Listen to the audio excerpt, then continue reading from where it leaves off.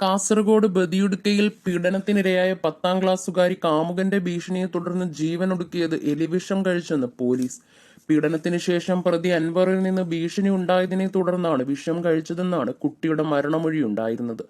സംഭവത്തിൽ 2 പേരെ police arrest ചെയ്തിട്ടുണ്ട്.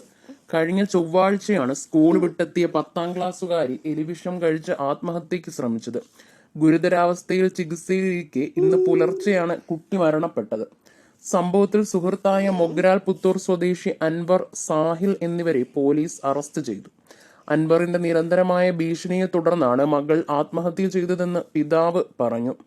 സാമൂഹിക മാധ്യമം വഴിയാണ് പെൺകുട്ടി അൻവറിനെ പരിചയപ്പെടുന്നത്. ഇരുവരും അടുപ്പം വീട്ടുകാർ എതിർത്തതോടെ പെൺകുട്ടി ബന്ധം ഉപേക്ഷിച്ചു.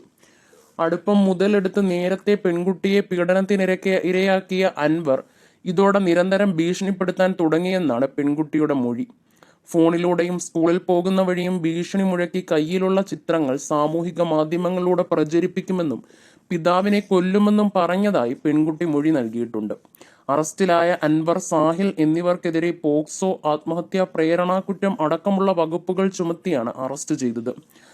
ചികിത്സയിലിരിക്കെ പെൺകുട്ടിയുടെ രഹസ്യമൊഴി കാസർഗോഡ് ജുഡീഷ്യൽ ഫസ്റ്റ് ക്ലാസ് മജിസ്ട്രേറ്റും അന്വേഷണ ഉദ്യോഗസ്ഥനായ വിദ്യാസാഗർ ഇൻസ്പെക്ടർ പ്രമോദും രേഖപ്പെടുത്തിയിരുന്നു. സംഭവത്തിൽ ഒരാൾ കൂടി പിടിയിലാകാനുണ്ടെന്നാണ് അന്വേഷണ സംഘം പറയുന്നത്.